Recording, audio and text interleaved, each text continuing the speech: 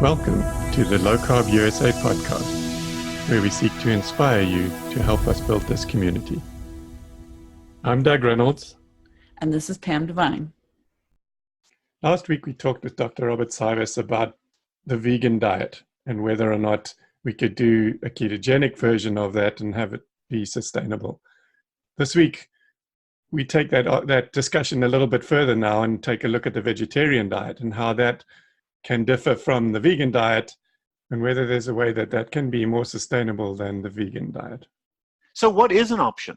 What is an option, Doug? And I'm totally fine with supplemented vegetarian diet. So when I say the supplemented vegetarian diet, I'm not talking about GNC supplements. I'm talking about a vegetarian diet. And if you have issues with eating animals, perhaps you don't have issues with eating what I call sustainable animal products. In other words, animal products that come from animals without leading to the death of the animal. And what are we talking about? We're talking about eggs. We're talking about cheese and dairy products.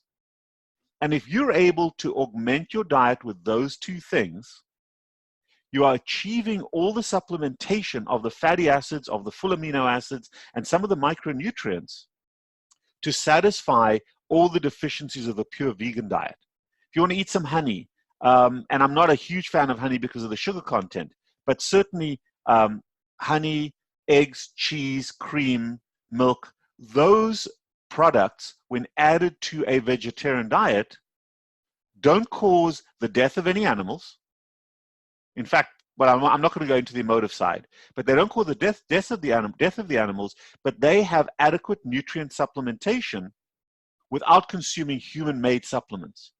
So it is absolutely fine to survive on that diet. Now in America, we can't eat we shouldn't be eating the yogurt on the shelves because it's deficient in fat and it's very high in sugar. But elsewhere in the world, you can eat real yogurt, not the crap that they have on American shelves. You can eat the full cream and the double cream yogurts that they serve elsewhere outside of this country. And that's also an excellent source of renewable food for vegetarians. In other words, where the animal didn't die. So let's take it one step further toward the carnivorous side. If a vegetarian is comfortable adding fish to their diet, that's about as comprehensive as you can possibly be. If you're comfortable adding fish and seafood from time to time to your diet, that is a diet of comprehensive adequacy.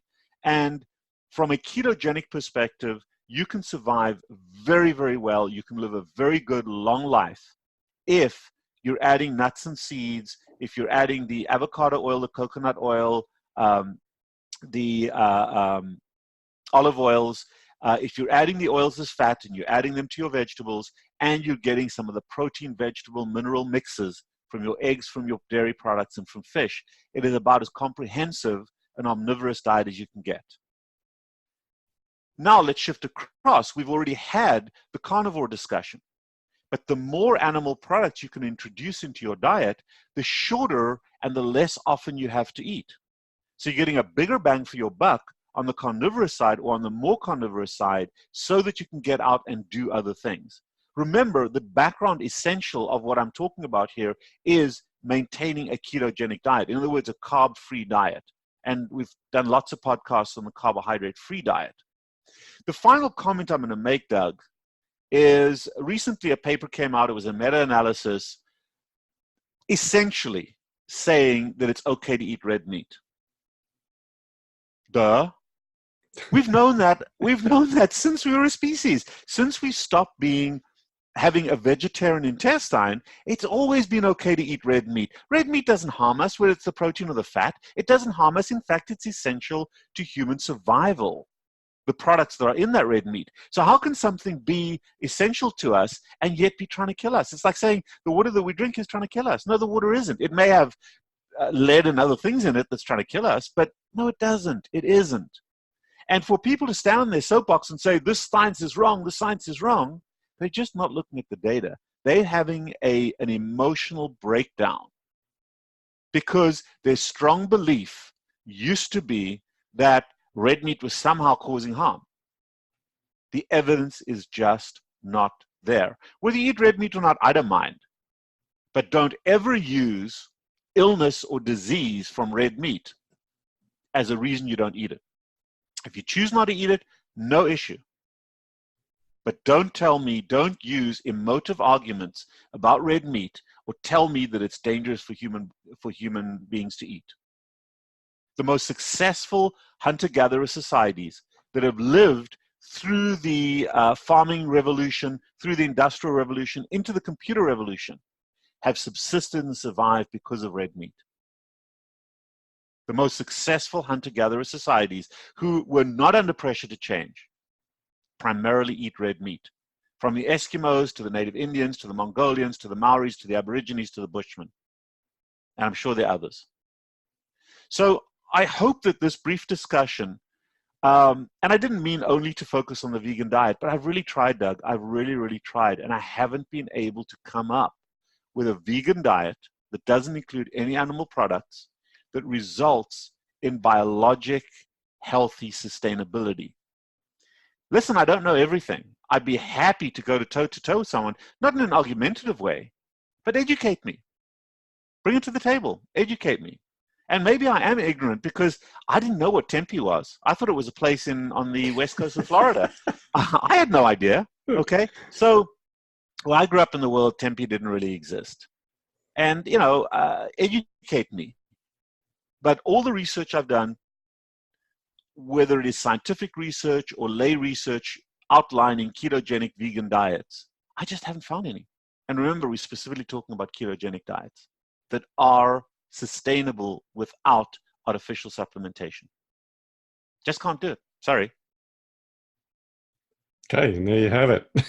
Is that reasonable? Yeah, I think it's different to what I was expecting, but I think it's topical because, like right now, with what's going on with that report with the Annals of is it the Annals of Medicine or something? Yeah, the meat paper. Yeah.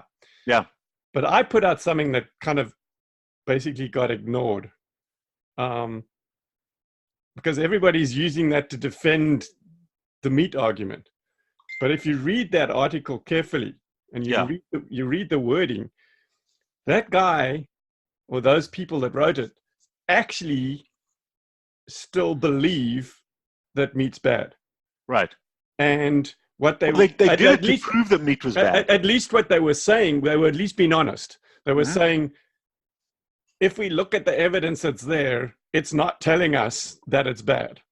So that's exactly it. So really what we need to do is find some evidence that shows that it's bad. But what we can do in the meantime, and that very last paragraph, read the last paragraph. Yeah, I have. I've got the whole article. And, okay, the last paragraph says, so what we need to focus on is the ethical and the religious arguments. And that's why I specifically said what I said sway people with those arguments, and then we'll have the benefit of them being healthy by not eating meat.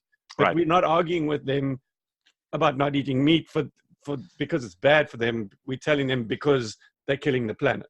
Right. And we exactly right. It was an emotive argument. Yeah. So everybody was like, "Oh, yay, these guys are supporting meat," but they weren't actually. They weren't. They were actually. They were at least being honest as scientists. Right. But they still are saying we need to stop people eating meat. So let's sit with the religious and the ethical arguments for now, and the climate change articles for things for now, and now we can keep trying to find some real evidence that shows that it's doing this, because the stuff we've got now doesn't show it. And that's so a couple of you are so correct. And most people knee-jerked when they saw the headline. They didn't go back and read the whole article. Yeah. I've done that, but a couple of things. First of all, it is not new science. This is a meta-analysis. It took all the reasonable studies on meat. Right. And they didn't say red meat is healthy. They said in the studies that were done, we could not find evidence that it was harmful. Right. Okay. And that was, at least they were honest about it, because if you listen to the way they're talking, they really do believe that it's bad. Right. Well, they did it to try to prove, they try to put a whole bunch of articles together. Yeah. It's going to prove they're bad. To give greater strength to the fact that red meat is bad. And the problem is they couldn't. Exactly. It's exactly the same argument that they make with low-fat versus low-carbohydrate diets. They can't find evidence that a low carbohydrate diet is bad.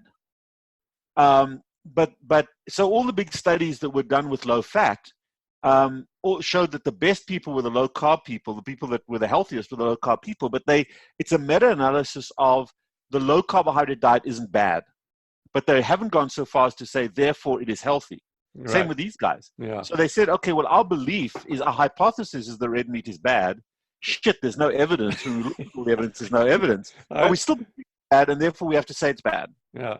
I put it out there. I got about 5 people that liked it, and it just got basically ignored. But yeah.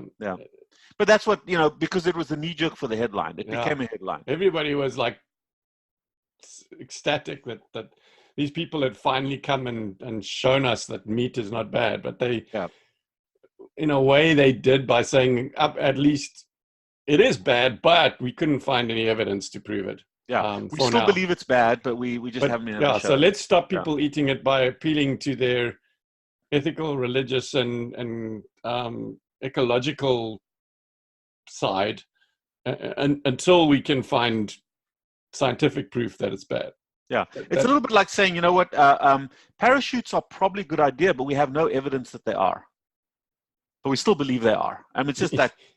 We haven't done the double-blind study of tossing people out of an airplane with or without parachutes. But anyway, it's just, and then on top of that, you got all this veganism coming out. But they will self-destruct. I mean, we see that over and over and over and over again. And that's why I mentioned again the autism and the brain, because that's the part you can't quantify. There are a lot of vegans out there that look nice and skinny, but they look like shit. Did you hear about Ken Berry? His house. Yeah. So now his practice burned down 7 months ago. Right, I know, and that's when Janae told me that, she told me that this morning, and I said, "Wow, that raises questions." Oh yeah, so what's worse though is that I'm not. It doesn't raise questions. It's absolutely somebody screwing somebody's. Yeah, well, they did an investigation and they couldn't find any evidence apparently, and I don't know if they're just not telling because there's the thing's still ongoing. When they investigated his practice, the house they haven't even started, or they've just started. Yeah, it's just happened. Yeah. No, but so with the practice, they said that they couldn't find any evidence. Or that was a story that came out, was that they couldn't find any evidence of any wrongdoing, foul play. Yeah. But now that this has happened, and I mean, they were in Nashville, right, because it's just before the birth, and they've got some special procedure. Oh, so they weren't in their own. They town. Weren't in the house. No, they weren't there. But there's absolutely, in my opinion, there's absolutely no question that was that was set, and so. I'm going to try and find it here quickly for you. Janae showed me that this morning, and I was very concerned about that. Ivor Cummins posted something today. So the Fat Emperor, there's a guy called Kevin Bass. Okay, I don't know him over. I don't know. No, so he's Ivor retweeted this stuff. Someone tweeted, okay, so this is unbelievable. Ken Berry's had his clinic burned down 7 months ago and now his house. And this guy retweets it with a comment on that says, evidence that a good and just God might exist after all. Jeez. And then another tweet down here, he says, Ken Berry lies to people about health for a living. This is morally inexcusable and should be a felony offense. Wow. I will not be satisfied until he is in a prison cell. Medical misinformation is murder. Wow. If this makes you mad to read, unfollow. I don't want to hear your opinion. Jeez. What kind of a dose is this? Huh? Shit. You may disagree with him, but hell. That's just, it's incredible. The problem is there are religious zealots that are vegan. The Seventh-day Adventists. Right. That's what Belinda and Gary Fettke's whole thing is all about now. Is unearthing the real grassroots of this whole anti-meat thing completely. It's all stems from back in the 1800s already, late 1800s.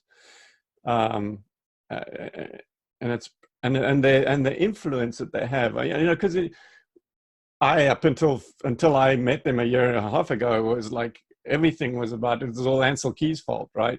Yeah. But in the end, if you think about it, how did he end up having those opinions? So it started. It wasn't Ansel Keys that. Well, the Kellogg brothers, right. Robert Kellogg was a doctor, and he ran a nutritional sanatorium in Michigan, and he also believed in a plant-based diet at that time. That's where it goes all back to, and it's right. all backed by the Seventh-day Adventists, where they actually believe that it causes impure thoughts and. But Doug, there is a little bit of a foundation for at least being more vegetarian in those days. For example, the Jews don't eat a lot of, from 2,000 years ago, they don't eat a lot of foods that were associated with bacteria that they couldn't kill. So there was a higher mortality rate of people that ate pigs that were, slopping around in human shit and that kind of thing. And, sea fish or seafood that was living off human shit. There was a higher mortality. So that was a smart thing to do. And some of the history of this, it is fairly smart to not eat domesticated animals if you can't combat their disease. Yeah, but their argument. But now we can. Yeah, but worse than that, though, is that their argument is not that this is unhealthy, that meat's unhealthy, and now we understand why it was unhealthy. It's religious. It's that it's like it causes impure thoughts, and it causes men to masturbate and stuff like that, that's a terrible sin, and that's why you mustn't eat meat. That is and even today, that is the argument. Yeah, there's some very, very weird, kind of in the church kind of stuff. Freaking millions of them. It's not like just a lunatic fringe. No, there's a lot of them. There's a shitload of them. Especially in this country. And you hear Belinda talking about, the numbers of food manufacturing places that they own, and universities that they so they can funnel all their beliefs into the teaching at all these universities and schools, and it's like hundreds and hundreds of them. Well, if you look at Noom, this Noom, Noom. The thing about this Noom is they say they're a psychological approach. They sounded very similar to the type of work that I do. But then what happened is when I researched them a bit more, they're basically taking people stepwise to a vegan diet. Yeah. And, their entire philosophy is vegan. And that's certainly not what you're about. That's not it's not kind of what I'm about. So, but they do it very, very well. They do it very subtly. But if you look at the photographs, they say you can eat what you want to, but they progressively tell you the vegetarian way of life is the best way to go. Lasting weight loss. Great. You see it there? And they have, their first round was $160 million of funding. Their sixth round now just earned them $50 million. They're a massive organization. These guys have got $500 million invested, and they're basically trying to rival Jenny Craig or Weight Watchers and that kind of thing. They establish themselves. They're on the radio, they're on TV, they're in print ads, they're everywhere. And this is what they do. So that's another battlefront, and they're very subtle. They're so slick about talking about psychology, and then just sliding you into the vegan way of life. Quite incredible. Yeah, that's amazing. You've been listening to an episode of the LowCarbUSA podcast. You can support us on Patreon at patreon.com/LowCarbUSA.